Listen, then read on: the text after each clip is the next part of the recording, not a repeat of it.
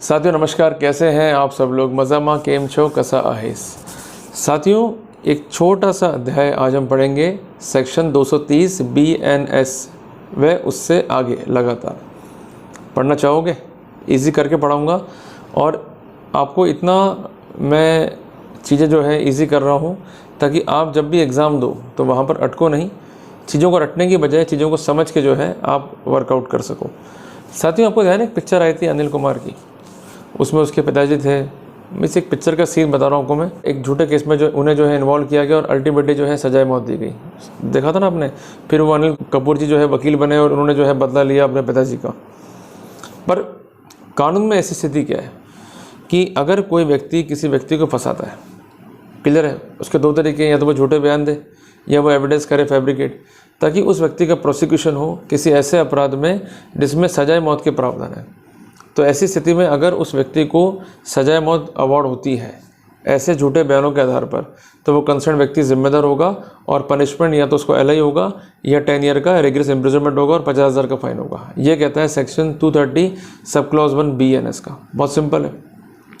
और अगर जो मृत्युदंड दिया है वो एग्जीक्यूट भी हो गया, लग गई फांसी, ख़त्म अब तो वहाँ पर वो कंसर्न व्यक्ति जो है उसको डेथ पेनल्टी या ऐसा कोई पनिशमेंट जो कि दिया गया है सेक्शन 230 सब क्लॉज 1 BNS में, उससे जो है वो दंडित होगा। क्लियर हो गया।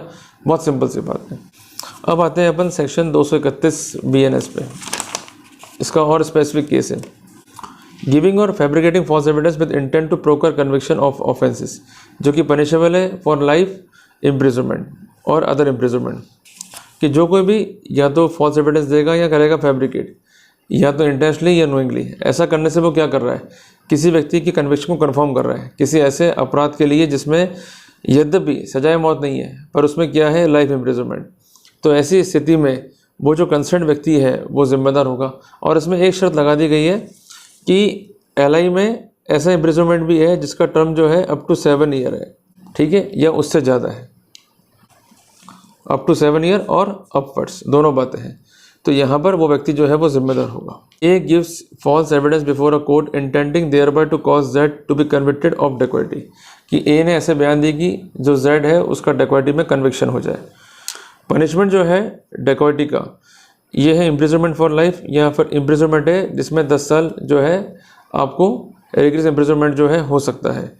तो ऐसी स्थिति में A जो है लाइबल होगा इस सेक्शन के तहत और उस पर सख्त कानूनी कार्रवाई जो है वो की जा सकेगी।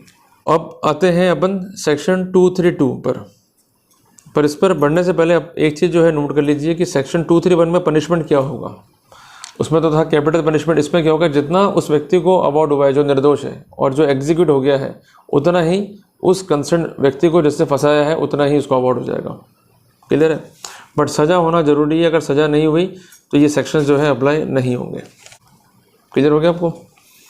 232 क्या कहता है कि threatening any person to give false evidence, कि किसी व्यक्ति को धमकाना कि वो झूठी साक्ष्य दे, कि जो कोई भी किसी व्यक्ति को धमकाएगा किस आशय से, to injure to his person reputation और प्रॉपर्टी, या ऐसा व्यक्ति जिसमें वो व्यक्ति इंटरेस्टेड है, ऐसा करके उसको वो क्या कर रहा है, कॉज कर रहा है टू गिव फॉल्स एविडेंस। तो ऐसा करना दंडनीय अपराध है जिसमें सज़ा जो है वो 7 साल की है।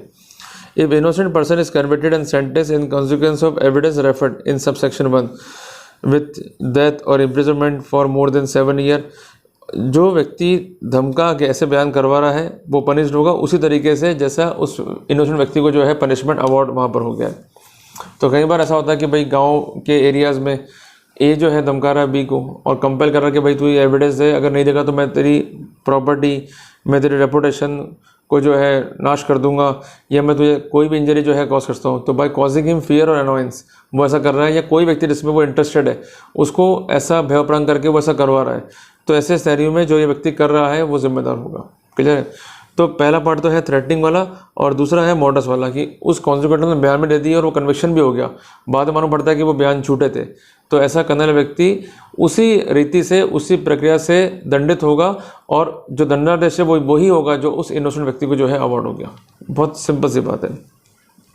Using evidence known to be false, कि ऐसी एविडेंस को यूज़ करना जो कि फॉल्स है। तो ऐसे स्थिति में जो व्यक्ति ऐसी एविडेंस को दे रहा है या फैब्रिकेट कर रहा है वो जिम्मेदार होगा, उसी तरीके से कि जैसे उसने उस एविडेंस को फैब्रिकेट किया है या फॉल्स स्टेटमेंट जो है कोर्ट में दिया है। अब अपन आते हैं सेक्शन 234 BNS में, इशूइंग और साइनिंग फॉल्स सर्टिफिकेट की। जो कोई भी इशू करेगा फॉल्स सर्टिफिकेट को या साइन करेगा और उसको इस बात की जानकारी है कि ये जो सर्टिफिकेट है अल्टीमेटली एविडेंस में काम आएगा और इस पर एविडेंस एक्ट के प्रोटोकॉल जो है लागू होंगे, but at the same time उसको इस बात की जानकारी भी है कि जो वो सर्टिफिकेट दे रहा है वो इनोसेंट व्यक्ति के प्रोसिक्यूशन का बेस बन सकता है, उसके कन्विक्शन का बेस बन सकता है और वो सर्टिफिकेट जो है फॉल्स है, तो ये माना जाएगा कि he has given the false evidence और उसी मैनर में वो कन्वर्ट होगा कि जैसे वो एक फॉल्स एविडेंस दे रहा है। क्लियर है। अब आते हैं सेक्शन 235 पर, using as true a certificate known to be false, कि जो कोई भी यूज़ करेगा सर्टिफिकेट को as true but in fact वो फॉल्स है मटेरियल एस्पेक्ट में, तो ऐसे स्थिति में व्यक्ति जिम्मेदार होगा कि जैसे उसने कोई फॉल्स एविडेंस दी है। अब आते हैं अपन सेक्शन 236 पे, false statement made in declaration which is by law receivable as evidence, कि जो कोई भी कोई डिक्लेरेशन साइन करेगा और ऐसा डिक्लेरेशन जो है रिसीव करेगा कोर्ट या कोई पब्लिक सर्वेंट या कोई ऐसा व्यक्ति जो लीगली बॉन्ड है to receive such evidence under law, और जो व्यक्ति ऐसा डिक्लेरेशन दे रहा है उसको इस बात की जानकारी है कि ये स्टेटमेंट जो है फॉल्स इसमें है या जो स्टेटमेंट है वो किसी भी रूप में ट्रू नहीं हो सकते, तो ऐसी स्थिति में वो जिम्मेदार होगा for giving the false evidence. तो ये केवल एक एडवांस फॉर्मेट है जो हम बेस पढ़ते पा रहे हैं। अब आते हैं अपन सेक्शन 237 के ऊपर, using as true such declaration knowingly it to be false, कि सबमिट कर दिया 236 और उसको यूज़ किया एज जेन्युइन तो आ जाएगा 237, तो वहाँ भी ऐसा माना जाएगा भी उसने फॉल्स एविडेंस दी है। क्लियर है। और declaration which is inadmissible merely upon the ground of some informality is a declaration with the meaning of section 236 and this section। ये तो किसी काम कर्म का नहीं है स्पष्टीकरण, तो वहीं तक पढ़ना आपको 236 और 237 तक।